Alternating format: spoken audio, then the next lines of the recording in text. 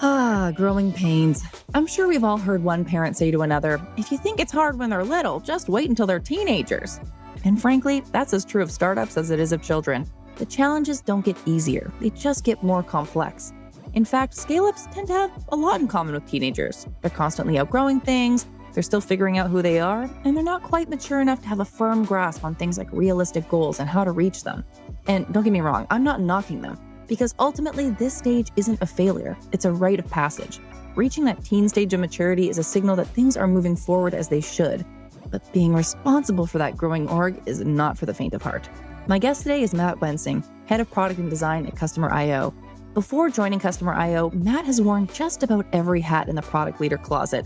He's founded 2 startups and held leadership roles at several others, so he's had plenty of time to observe and deconstruct the ways that scaling orgs navigate the long and awkward transition period from early stage to mature enterprise.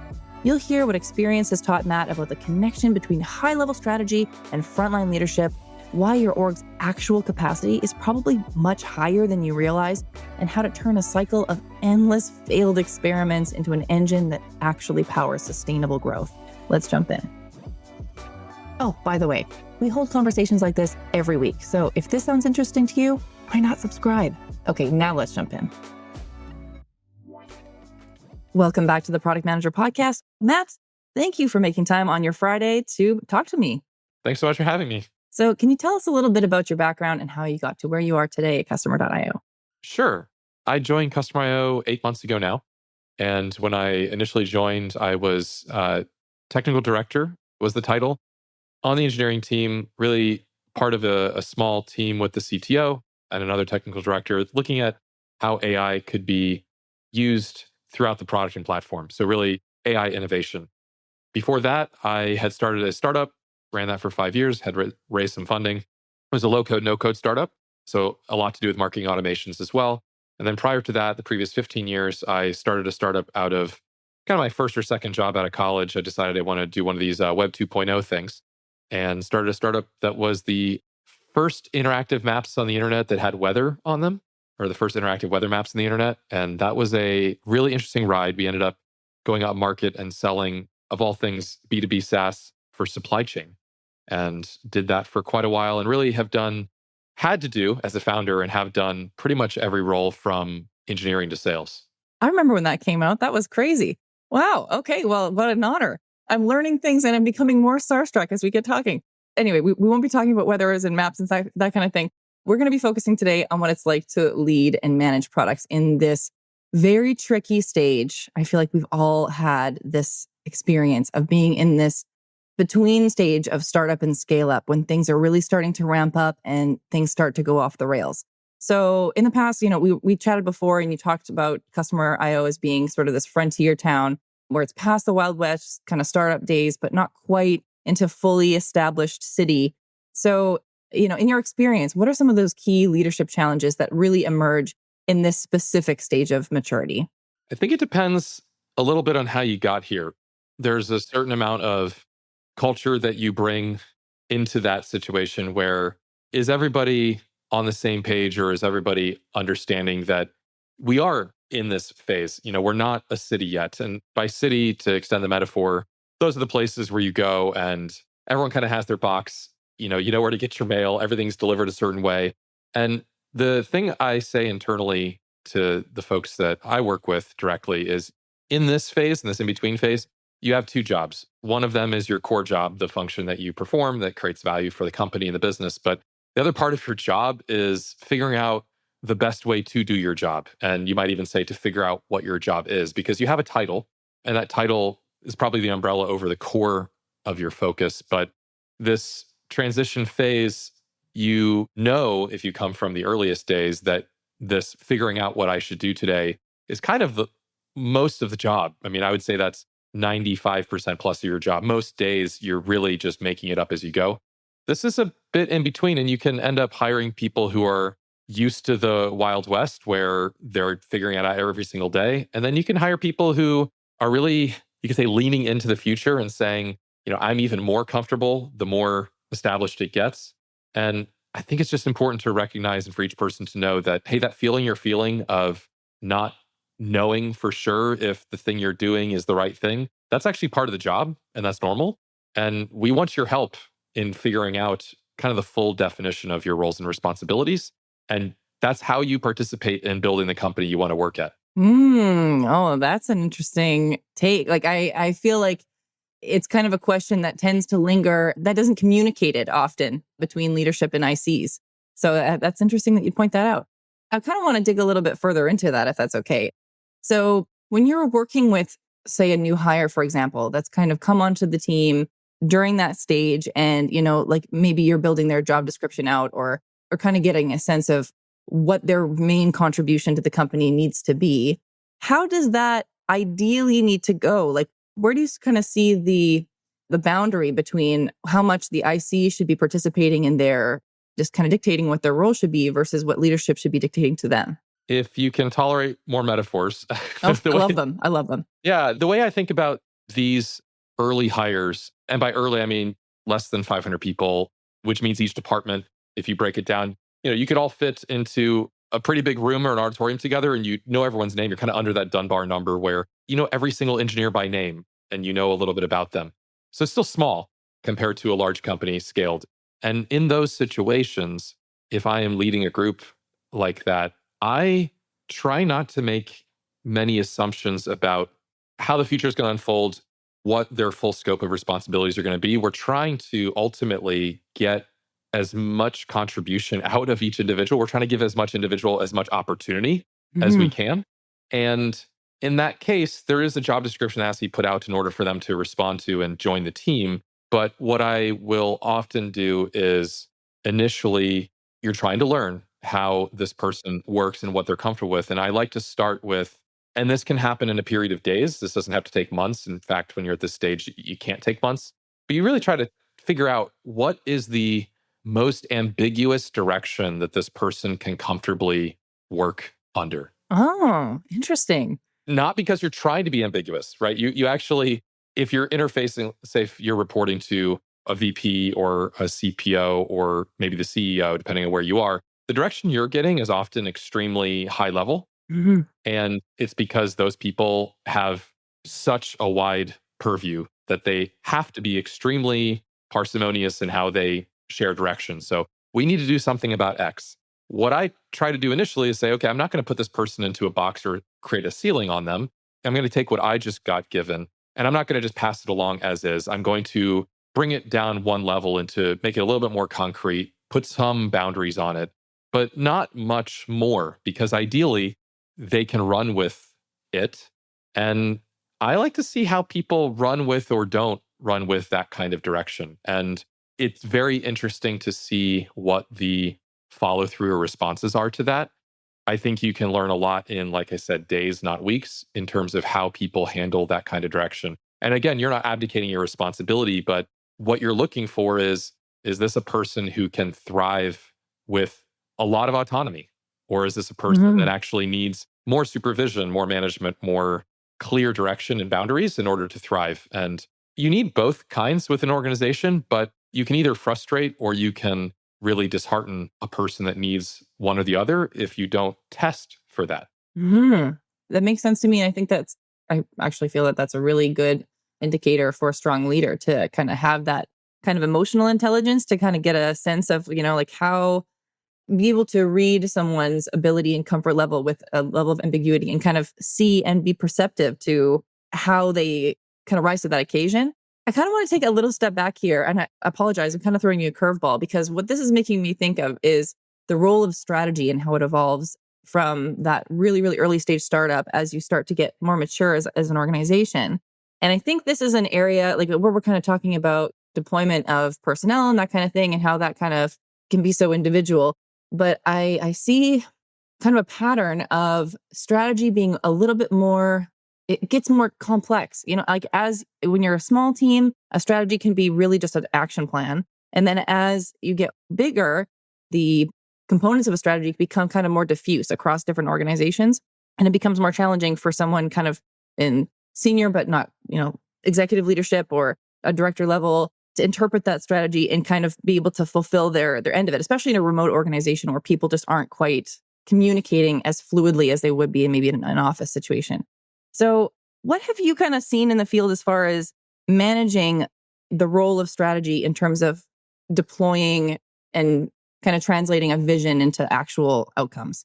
What I've learned is you cannot afford to play the game of telephone with strategy. And what I mean is you really need to have the spine of the organization, meaning there needs to be continuity end to end in terms of, maybe there's a few gaps or levels between this manager and the CEO or this VP and this director, but you can't afford to have that understanding shared or communicated in a low fidelity way between those participants. So, what I mean is, you should be able to draw a line from sort of the lowest level manager all the way to the CEO of conversations that have happened where that understanding really got cemented by and between those people.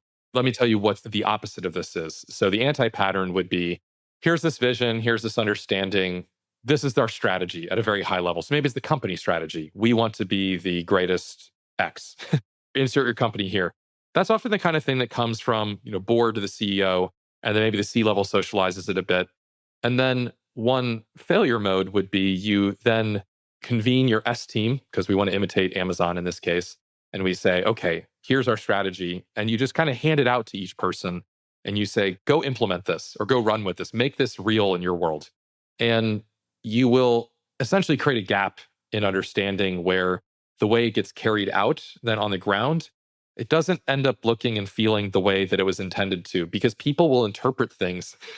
Change is hard, right? And if that strategy involves trade-offs or hard decisions, or we're going to focus on this customer instead of this customer, if you really haven't cemented that knowledge between each level of the chain, you will end up with reinterpretations that happen along the way that end up accommodating certain realities on the ground, such as, well, Bill's not going to be really excited about this because this essentially puts aside the project he's been working really hard on for the last year. So I'm sure I can figure out a way to work this in here and have these be compatible. And what you end up doing is you can end up creating what I think of as, think of it as, if anyone's a Star Trek fan, the Borg. It assimilates, right? Yeah. It synthesizes things, it absorbs things. And what you end up doing is you have a strategy at the top that is extremely, maybe it's more disciplined, or it's part of what makes, I almost said strategic, right? What makes a strategy strategic is that it forces trade-offs. It makes hard decisions. It says, we're not going to do this. We're not going to do that.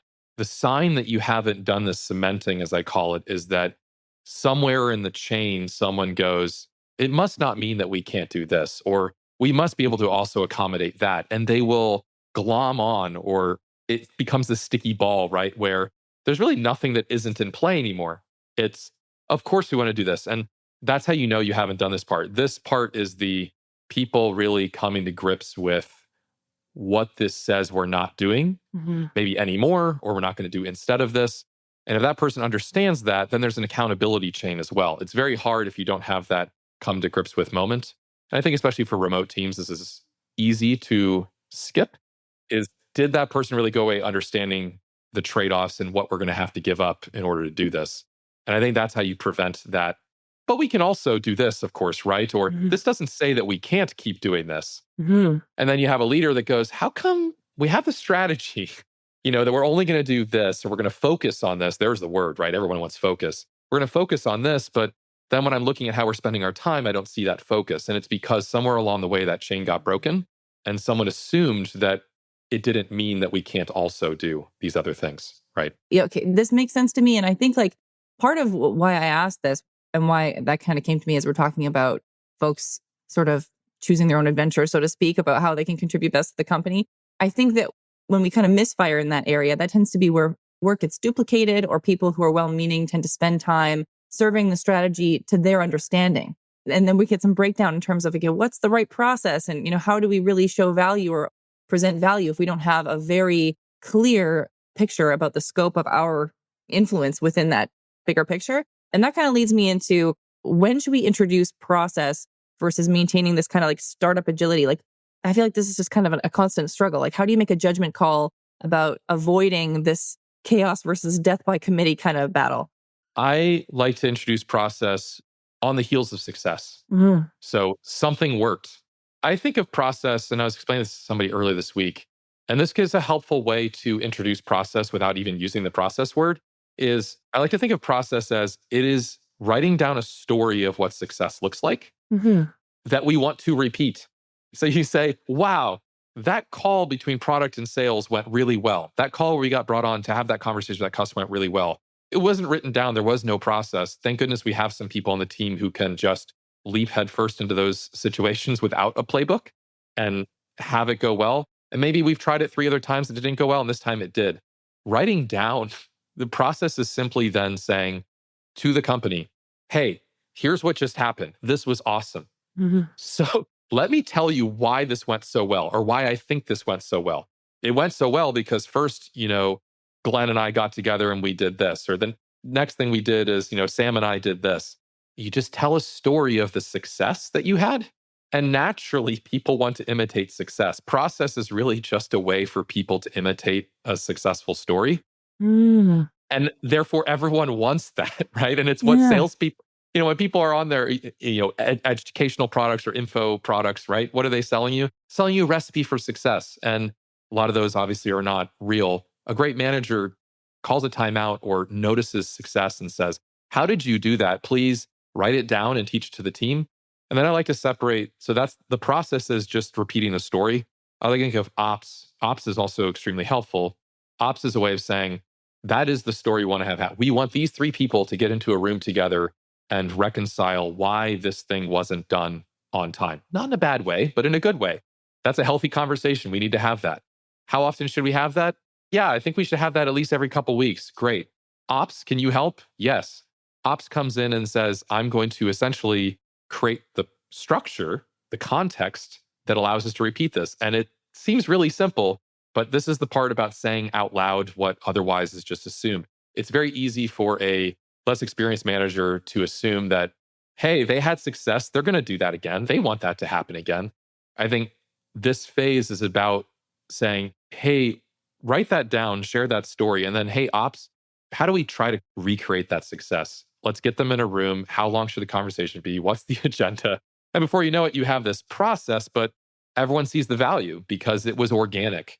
You've productized essentially a human interaction by just starting with a story. Kind of the takeaway that I'm hearing here is that as opposed to thinking about process as strictly a checklist or just an objective, you're thinking about ops is kind of developing that sort of process guide. But we really need to be thinking about process as sort of like the beats of the story. Like, okay, what beats did we have to hit for this to have Yes. happened, for it to be replicated? And then from there, that's kind of, your outline. And then from there to create like a repeatable process when ops comes in, that's kind of more the checklistizing of things, like the things that can help you scale, the things that kind of help you to standardize something as, invariably your team grows or people turn over. Ops makes it manageable, right? Without ops, you're not tracking it, you're not measuring it.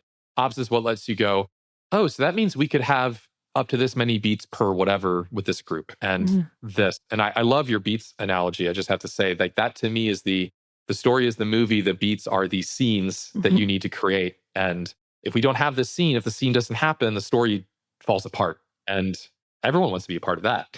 Yeah. Well, everyone wants to be in a good mood. Yeah, that's right. Okay, let's talk a little bit about, because you mentioned, creating process out of success, but success also creates problems. And so if we think about the ways that companies kind of tend to attribute sometimes their wins to the processes, but maybe it was more due to, the timing that their product came out or the market fit that they kind of happened upon. How do you separate, what is actually working? How do we kind of verify that this process is functional rather than it just happened to work at the right time? That's a good one. I think this is the fundamental fallacy, or one of the fundamental fallacies of people, is you're misattributing results to a certain way of doing things. And I think to some extent, congratulations, you're succeeding, which most people don't get to that place. And I think Customer IO, for sure, where I work, is at the place where it's working, and that's awesome. What you have to be open to, unless you have a group of people who just love attending meetings and process, and most people don't, you are going to end up with feedback on, is this working for us or not? I do think that there's a time for kind of molting, if you will, and shedding those processes that got us to now but won't get us there. And I think these are even the good ones. So That story worked when we only had one product manager and three salespeople. It doesn't work anymore. I think if you don't have that operational mindset, you will just coast into those. And before you know it, people will start to say, I don't really see the success. Like the success is not coming out. We're still doing the behavior, but I don't see the success there. I think what you're talking about is almost the world where we kind of continue to have the same level of success and we're going through these motions. There's worse problems to have in the world. What I think people are really worried about is we're starting to see the top of that S curve in terms of things just don't feel as quick as they used to, or decisions are taking longer than they used to, or frustrations will start to come out. And I think that these are the gear shifts or the metamorphosis or these moments in time where it takes a deliberate action on behalf of the leadership team to say, it's time to reorganize, it's time to reboot or refactor the way this is working. It's not working anymore. And there's a certain founder mentality or there's a certain pioneer that you need mentality in those cases to say, hey, the well that we have, it's not going to work. Like that's not going to get the population has, it's outlived its purpose.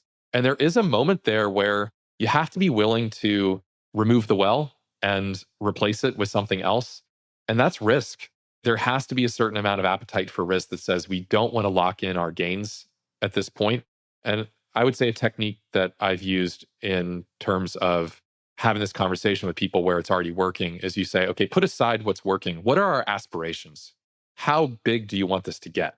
And most of the time, people will not say, oh, yeah, I just want it to be like 5% or 10% more than we have today. Most people, if you ask them, where do you want this to really go? They'll share something very grand with you. And then you kind of have that new vision or that new version of the story where you go, okay, so you can see how a well isn't going to, like, how is that going to work when we have 20,000 people living on this street? Well, clearly it's not, right? And so if you want to get to that, if those are your aspirations, we have to take more risk. And how much risk a company is willing to take internally is unfortunately not something that any one individual can decide. That's where the senior leadership has to come in and really have that grounding conversation again and say, if our aspirations are to be a public company or our aspirations are to be this, we've got to take more risk. And then letting yourself kind of wipe the slate clean in some cases or reboot what you've been doing that got you here and say, this isn't going to get us where we need to go next. But I think just being sensitive to those frustrations and intellectually honest with the results you're getting. And then thirdly, can we actually get to where we're trying to go using what we're using now? And this all comes down to the right people. And answering those questions honestly is itself a challenge, but that's the job. Yeah. Well, okay. So this is making me think of kind of this, let's say, thing that happens sometimes where when we decide to change course, the company is scaling, we decided that whatever processes or something needs to kind of be replaced. We tend to look at bigger companies, larger companies, more successful companies as sort of like our North Star. How can we kind of copy and paste some of their playbook and replicate those results in our own organizations? But of course, like those can also be subject to the same kind of stipulations of maybe they, right time, market fit, et cetera. How do we evaluate, or how specifically how have you evaluated what practices that we kind of borrow from big company playbooks are worth adopting? I think in those cases, the best scenario is you bring in a leader that has lived and done that before elsewhere, and you dramatically reduce the risk that they copy the form but not the substance of that. Because they know that if you were on the outside and you had your understanding of Apple, you thought that it was just Steve Jobs walking around and telling everybody what to do. What you don't know is we actually had these conversations like this, and these used to take hours, and we would do this. And what you find out is that the fictionalized or the depiction of that, it's so superficial because everybody wants to believe that if you just imitate, you can have. And we just talked about how that mimetic nature internally can be used for good to replicate success. It can be used very dangerously to try to imitate success that's external to you because the amount of information that you lose by observing across and even reading business books, or a really inspiring blog post. There's some weird things here too to consider. That's maybe the company's doing that because they have to, because it's compensating for a weakness that we don't have. There's all kinds of reasons why people do certain things. And if you assume the reasons, you can end up in a dangerous situation. I think OKRs is one of those this is a great example of like, there are so many implementations of OKRs and we all know them, but finding somebody who's done it before and then can build a department and do it the same way they've done it and hire people who have done it that way, that's one thing. An excited CEO or CPO reading a book by John Doerr and saying, we need to do OKRs too, and then trying to implement them for the first time, it can work, but just consider that what you're doing is you are experimenting. You are trying to figure out if this imitation is the solution for your problem. Do you even have the same sets of problems that they had when they started to adopt those tools or those rituals? And you don't know yet. So it's okay. Like, try that.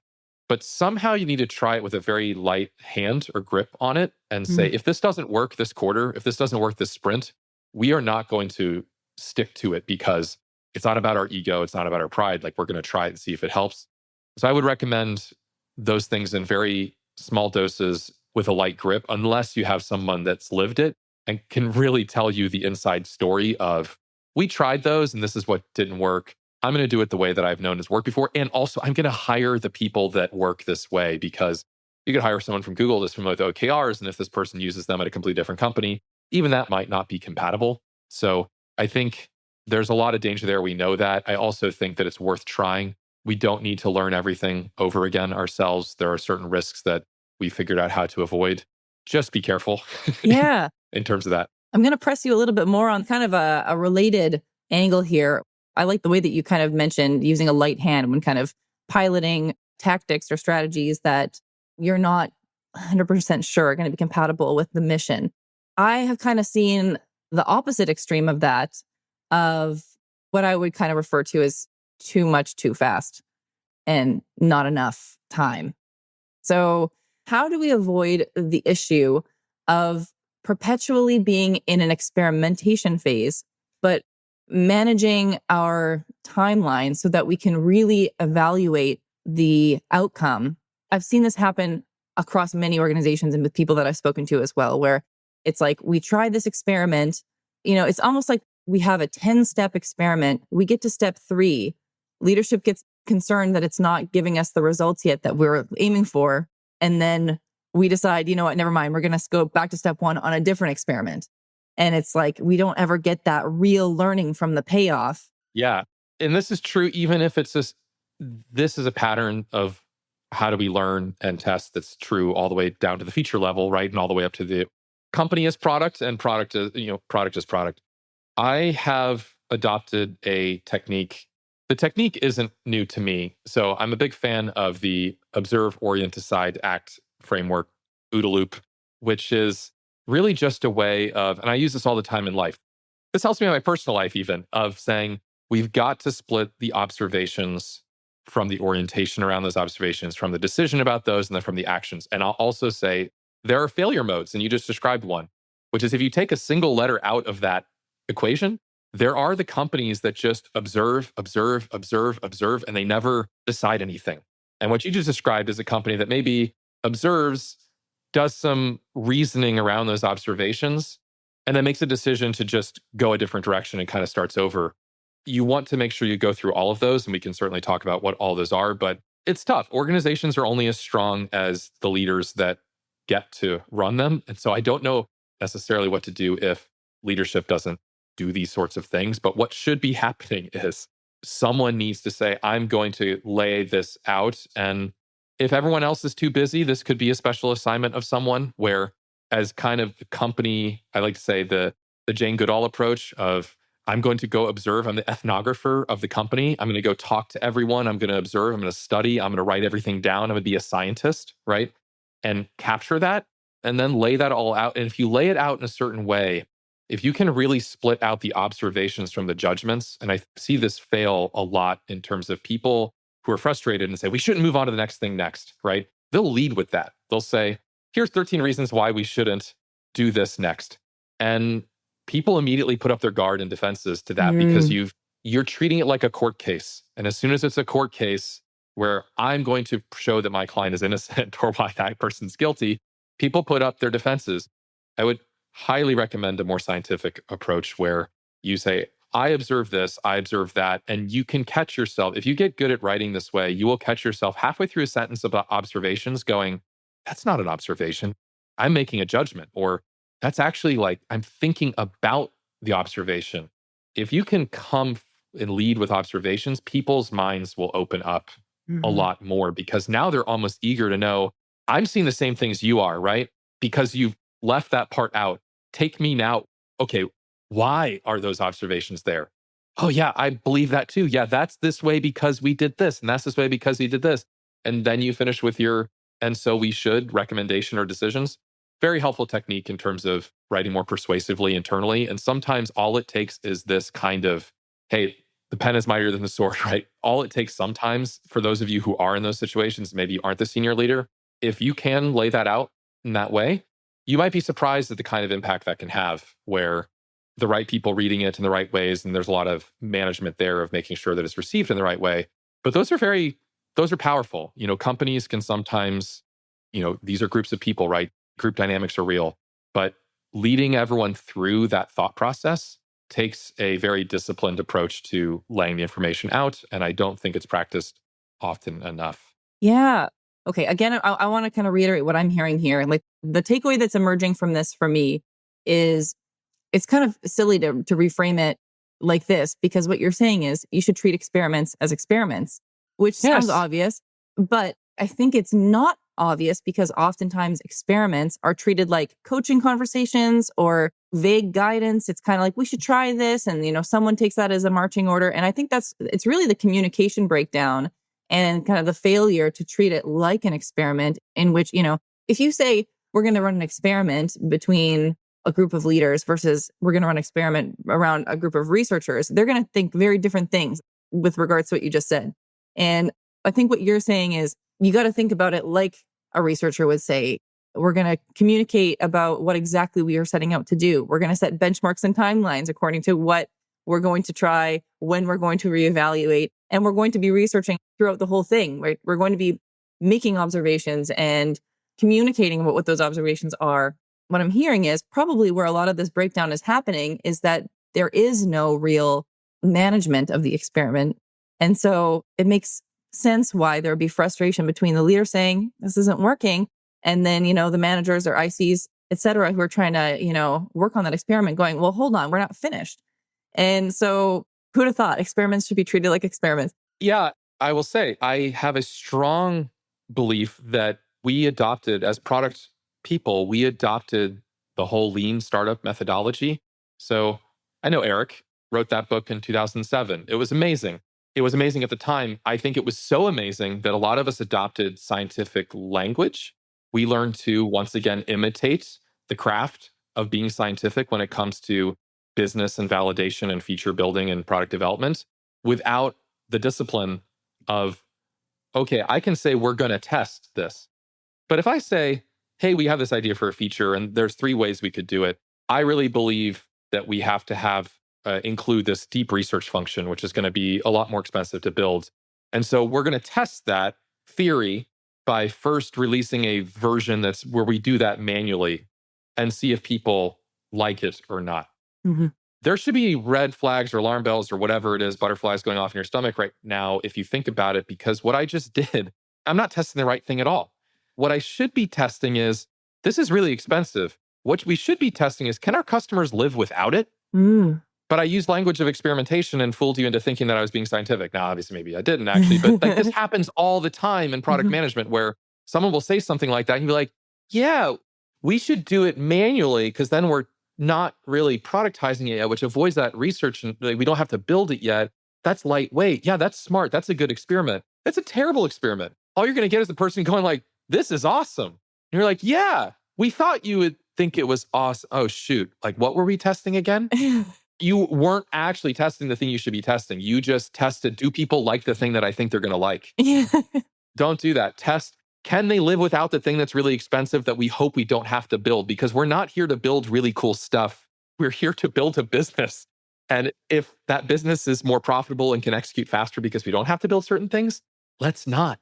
And so I think that intellectual honesty or that are we really experimenting? It is a pervasive thing in our zeitgeist as product people to be using words like this, but we didn't really study the book. We highlighted the book and started using the language, and we weren't mentored about how to actually apply those principles. So if that's you, we've all done it, but see if you can catch the next person that you're working with saying words like experiment and test and theory and hypothesis, and see if they're really testing a thing that, wow, if this ends up being false, I'm kind of uncomfortable because I thought it was going to be true, but I'm willing to test if it's false because that would be better for the business.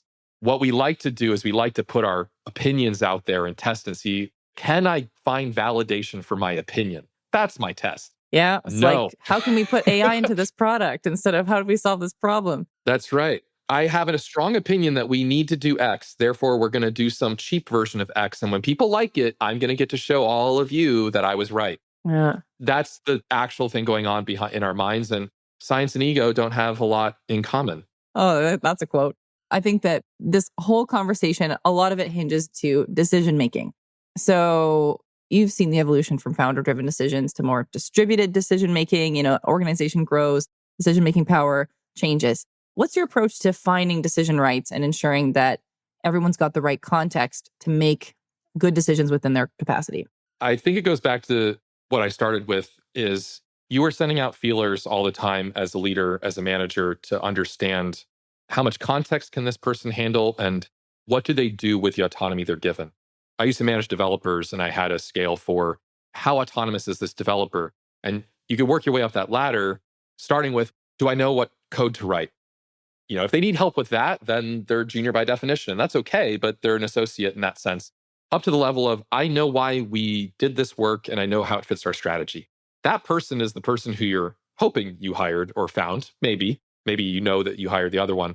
Where I'm going with this is, remember I said at the beginning, you're kind of testing to see what level of ambiguity they can handle. I also like to test how much context can they absorb. Are they taking full advantage of all the information that's being said on all the meetings, all the calls, and all the Notion docs, and all the strategy docs that are being written by the CEO in our mandate? Are they starting to find discrepancies between things where they're going, I was reading this and I was reading that, and these kind of don't agree? These are good signs. If you find someone that notices the wrinkles or the air bubbles in your strategy or in your thinking, they're paying attention, right? They can reconcile things, and that means they're ready to work at a higher level. The other test I like to run is when you give them something, hey, we need to make it over that lake. Like, do they disappear from view, run, and suddenly you hear a splashing sound and they get, there's a bunch of screaming and stuff. And then maybe they come back half torn up and they bring you the thing that was on the other side of the lake. And it's like, okay, you did it. Thank you for doing it. Or do they disappear for half a day and then come back and say, so I took a survey of the lake and I wanted to understand when you say we need to get across it, are you intent on crossing it at the widest part? Is there a reason that we need to do that? Or can we cross it over here? Because if we can cross it over here, now you found someone who knows how to take that autonomy where you gave them the room to go do all of that, right? You weren't checking in on them 6 hours later saying, hey, how are you doing? But did they know enough to run a survey first? Did they know enough to say, he can't really mean, I see alligators in there. They can't really mean that I should just swim across. I should probably grab them on Slack and say, hey, I took a quick look, and this is what I found. As a senior leader, you are not necessarily looking for someone who throws himself into the water kind of the thing. Labrador retriever approach. Yes. Super heroic, super friendly, your best friend in that sense, but painful from a cost standpoint. And that could lead to some bad outcomes. And I think the thing is this, if this is you, if you're that person who's reporting to someone, knowing this, I think, and I know because I've been there, my first jobs, they're in your gut. You're like, I don't want to bother them. Like, I don't want to seem like I don't know what to do. Don't worry about that.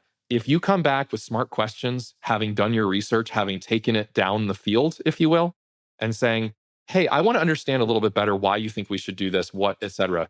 What you're doing is you're giving them the opportunity to give you a little bit more clarity, give you some boundaries, explain why they were asking for that, all these things which you should not be making assumptions about. Don't make assumptions about just because they didn't say it yet. Doesn't mean they don't have opinions. And I've seen a lot of failures in that case. So back to your question, if you do this right and you find someone who uses their autonomy wisely and can work their way up that ladder, it can absorb a lot of context. Now you know who you can trust with localized decisions because you can truly delegate and say, in this case, I don't have to be in all those details.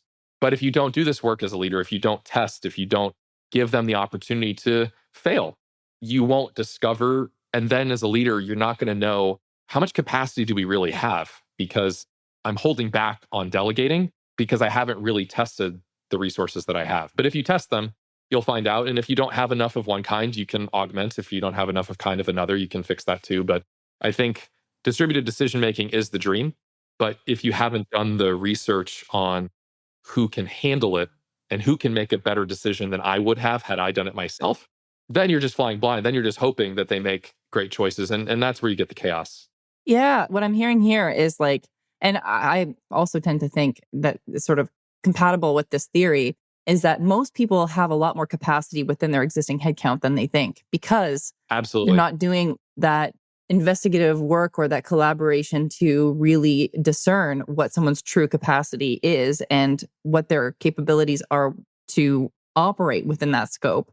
It sounds really like you have someone in mind when you're saying this. I do want to say before I ask you further, this actually reminds me a lot about an episode on systems thinking that we recently did with Cheryl Kababa. Because what you're describing to me sounds very much like the systems thinking mindset, which I think is, I'm sure that it can be trained, but I think a lot of people tend to be very just adept at that kind of ability to kind of hold a lot of context at once and be able to work with it sort of simultaneously to kind of find win-win situations. So for anyone listening who kind of wants to dive further into that, we did that a few weeks ago. It was a great episode. It kind of puts it all into perspective. But I do kind of want to ask, do you have like an anecdote or an example of somebody who really embodied that trait that kind of stands out to you when you kind of tell us this? I'll use a friend of mine. When I started my first company, at some point I needed a director of marketing, and he joined me having been a consultant at Deloitte and was really good at that job and crushed it and it did all the things a consultant needs to do. One of the job interview questions was like, hey, develop it. And I didn't know much better. So I didn't ask the best questions when I was interviewing folks at that point. So I said, yeah, develop a go-to-market plan or a marketing plan for us. And, back came like this 15-page Google Doc of here's the go-to-market plan. And I think I still have a copy of it because we ended up working together for 12 years after that. I still have a copy of it somewhere, which was like the classic case of he got a direction. Now, it was in an interview questionnaire, so he couldn't really do a back and forth. And he just like blew it out of the water, right? The reality is we didn't end up using almost any of that because two things. One, it was a startup, and two, we didn't have that collaborative conversation. Later on, he became extremely good. He's now making a career out of working for C-level execs or next to executive vice presidents, et cetera, high-level, senior-level execs, and saying, I heard you say this. And what he was doing by the time I worked on him through two startups, by the second one, I would say something on a 30-minute call on a Friday. He wouldn't even ask me about it then. And he wouldn't do anything else with it other than he'd write it down. And on our Monday morning call, he'd say, I heard you mention this on Friday.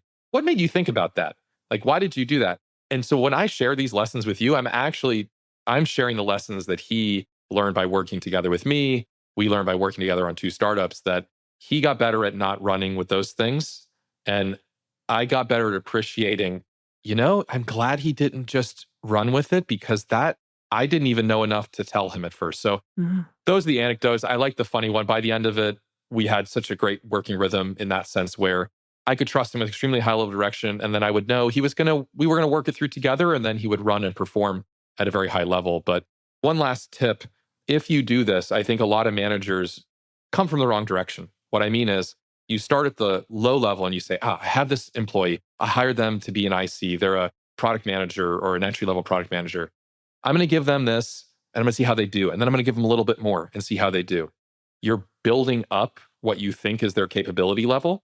That is a very slow path to discovering their ceiling, right? Much faster is to challenge them with something where if they succeed, they have shown you that they are 6 levels bigger than you thought. And now you can meet them there. You have now leapt there. The only risk is that they screw up that one task that you asked them to do. And again, you might discover this in a week. But how much better to discover in a week that they're capable of knocking something out of the park that you think they can't handle than to spend 6 months on this thing at level, and then 6 months on this level, and then 6 months level. That's the slow path to discovering who your top performers are. If you as a leader can find things that are challenging but low risk if they fail, because what happens otherwise is they leave. You're like, oh, okay, they left. I didn't really think of them maybe as a top performer. Then they go join some company and they're like leading some huge initiative and completely crushing. You go, what happened? It's like, well, they were always that person. You just didn't discover their ceiling. And You can discover this. There's a lot of different ways to do that aren't necessarily live fire exercises. They're going to cost your company a bunch of production cost, dollars, karma, cred, etc. But I think it's the opposite direction that most people start because they think about the ladder. I want to make them climb the ladder. I would say I'd rather give them the chance to grab the top, one of the higher rungs. And if they can reach it, fantastic. You're looking for those kinds of people. Yeah, absolutely. Well, at the very least, you've stretched that person and helped them develop and create a trajectory for their development. Another one of those things that's like, it sounds like it should be so obvious, but we don't see that happen in practice. Yeah. Oh, Matt, this has been a phenomenal conversation. I've learned a lot. I appreciate your wisdom so much. Where can folks who are also appreciating your wisdom right now find you online? You can find me online at mattwensing.com is where I have a bunch of essays that I've written over the years. You can also find me on LinkedIn at Wensing is my handle, but you can just look for Matt Wensing there. And I'd love for you to connect. Awesome. Well, thank you so much for making the time. And I hope to talk to you soon. Thanks for having me. Thanks for listening in. For more great insights, how-to guides, and tool reviews, subscribe to our newsletter at theproductmanager.com/subscribe. You can hear more conversations like this by subscribing to The Product Manager wherever you get your podcasts.